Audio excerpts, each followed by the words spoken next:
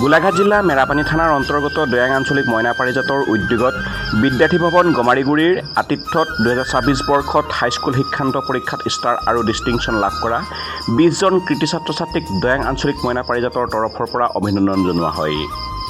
সৰস্বতী মইনা পাৰিজাতৰ মইনা ৰিমজিম শইকীয়াই আধৰা কৃতি ছাত্ৰ ছাত্ৰীৰ অভিনন্দন অনুষ্ঠানটোত সভাপতিত্ব কৰে। জ্যোতিষ্মান মইনা পাৰিজাতৰ মইনা বাৰ্বী বৰাই সভাৰ উদ্দেশ্য ব্যাখ্যা কৰে। দৈয়াং আঞ্চলিক মইনা পাৰিজাতৰ মইনা দীপ্তজিৎ শইকীয়াই চিনাকি পৰ্ব ও সমন্বয় অনুষ্ঠানটি আধৰে দৈয়াং আঞ্চলিক মইনা পাৰিজাতৰ সম্পাদক ভদ্ৰেশ্বৰ বৰাই।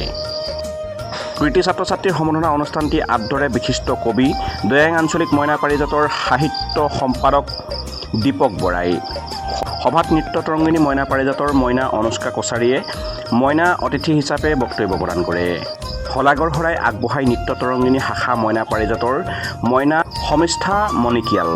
সভাত বিশিষ্ট অতিথি হিচাপে উপস্থিত থাকে দৈয়াং ছিনিয়ৰ ছেকেণ্ডেৰী স্কুলৰ অধ্যক্ষ ডক্টৰ বিদুৰ কুমাৰ বৰুৱা, দৈয়াং ৰত্ন প্ৰাপক মহেন বৰুৱা, মেৰাপানী টাউন হাইস্কুলৰ প্ৰাক্তন প্ৰধান শিক্ষক নগেন বৰা, জাতীয় বিদ্যালয় মেৰাপানী অধ্যক্ষা ৰূপা শইকীয়া, গোলাঘাট জিলা সাহিত্য সভাৰ সম্পাদক দুলাল চন্দ্ৰ দাস, সহকাৰী সম্পাদক প্ৰবীণ গগৈ, আলোকসন্ধানী শাখা সাহিত্য সভাৰ সভাপতি মদন গগৈ, মেৰাপানী প্ৰেছ ক্লাবৰ সভাপতি পবিত্ৰ দাস, জাতীয় পৰিষদৰ প্ৰাক্তন সম্পাদক নিকুঞ্জ মেধি, নৃত্য তৰংগিনী কলা কেন্দ্ৰৰ অধ্যক্ষ ৰূপাংকৰ বৰুৱা, বিদ্যাৰ্থী ভৱনৰ সঞ্চালক দেৱজিৎ বৰা, দক্ষিণ গোলাঘাট আঞ্চলিক মইনা পাৰিজাতৰ সভাপতি চন্দ্ৰদীপ গগৈ, দৈয়াং আঞ্চলিক মইনা পাৰিজাতৰ সভাপতি কেশৱ চন্দ্ৰ ফুকন, কাৰ্যকৰী সভাপতি অজিত শইকীয়া আদি বিশিষ্ট কবি দীপক বৰাকে আদি কৰি দৈয়াঙৰ বহু গণ্যমান্য ব্যক্তিসকল উপস্থিত থাকে।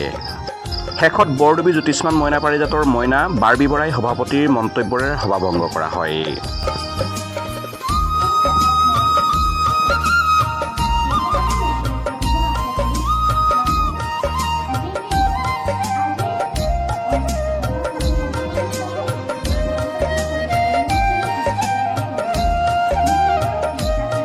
নিউজ ডেস্ক ৰিপোৰ্ট, খবৰ গোলাঘাট।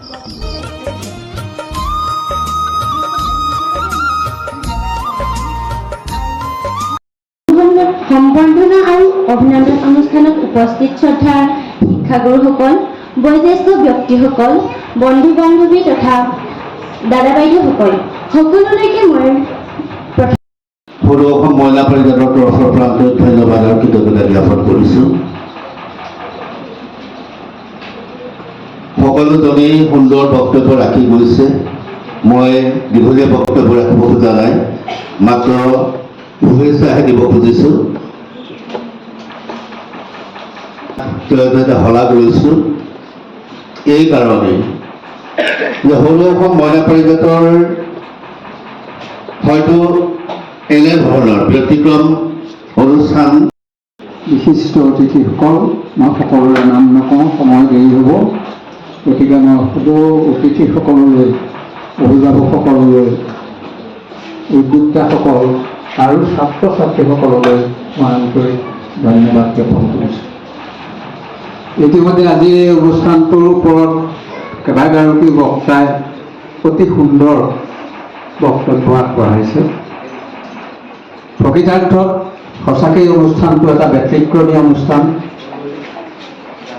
অন্যান্য বিভিন্ন সামাজিক সংগঠনে প্ৰতি বছৰে এই অনুষ্ঠানবোৰ কৰি থাকে চুকে কোণে, কিন্তু মইনা পাৰিজাতৰ নিচিনা এটি মইনা অনুষ্ঠানে এই সমগ্ৰ অনুষ্ঠানটো কৰাত ইয়াত যথেষ্ট তাৎপৰ্য নিতান্তই আছে বুলি আমি ভাবিছোঁ। গতিকে মই এই অনুষ্ঠানটোৰ কাৰণে মই ধন্যবাদ জ্ঞাপন কৰিম। হয়, আমি দৈয়াং আঞ্চলিক মইনা পাৰিজাতে প্ৰথমবাৰৰ বাবে আচলতে দৈয়াঙত মেৰাপানীত গমাৰিগুৰি বিদ্যাৰ্থী ভৱনত আমি হাইস্কুল শিক্ষান্ত পৰীক্ষাত 2026 যি হাইস্কুল শিক্ষান্ত পৰীক্ষাৰ কৃতি ছাত্ৰ ছাত্ৰীসকলক সন্মান জনালোঁ। আজি এটা ব্যতিক্ৰমী অনুষ্ঠান হ'ল। ব্যতিক্ৰমী অনুষ্ঠান বুলি এইকাৰণে কৈছোঁ যে মইনা পাৰিজাতৰ উদ্যোগত মইনাসকলৰ দ্বাৰা পৰিচালিত এটা অভিনন্দন অনুষ্ঠান। ইয়াত সভাপতি মইনাই কৰিছে, সভা হাত ধৰিছে মইনাই, উদ্দেশ্য ব্যাখ্যা কৰিছে মইনাই, বক্তৃতা দিছে মইনাই। গোটেই বিষয়টো আচলতে মইনাৰ দ্বাৰা পৰিচালিত সভাখন। এই সভাখনৰ দ্বাৰা, এই মইনাসকলৰ দ্বাৰা যে আমি সভা পৰিচালনা কৰাৰ যি কাৰ্যপন্থা লৈছে, ইয়াৰ দ্বাৰা আচলতে মইনাসকল উঠি অহা প্ৰজন্ম অনুপ্ৰাণিত হ'ব আৰু যি আজি কৃতি ছাত্ৰ ছাত্ৰীসকল আহিলে সমন্বয় ল'বলৈ, তেখেতলোকেও এই সভাৰ দ্বাৰা অনুপ্ৰাণিত হৈছে বুলি আমি আশাবাদী।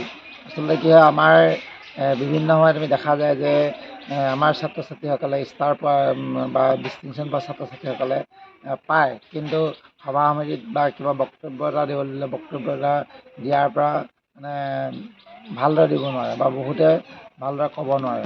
কিন্তু এই মইনাসকলৰ দ্বাৰা যেতিয়া আমি সভা সমিতিবিলাক কৰা হৈছে, তেতিয়া তেখেতলোকৰ এটা অভ্যাসত পৰিণত হ'ব, অৰ্ধ ভৱিষ্যতে এজন এই মইনাসকলৰ পৰা এজন ভাল বক্তা হ'ব, এখন সভা পৰিচালনা কৰাৰ ব্যক্তি হিচাপে পৰিচিত হ'ব। সেয়েহে আমি আজি যি মইনা পাৰিজাত বা মইনাসকলৰ দ্বাৰা অভিনন্দন অনুষ্ঠান আয়োজন কৰিছোঁ, এই অনুষ্ঠানৰ দ্বাৰা আমি অনাগত দিনত আমাৰ সমাজৰ পৰা এজন ভাল বক্তা বা এজন ভাল সভা পৰিচালনা কৰিব পৰা ব্যক্তি জন্ম হ'ব বুলি আমি আশাবাদী।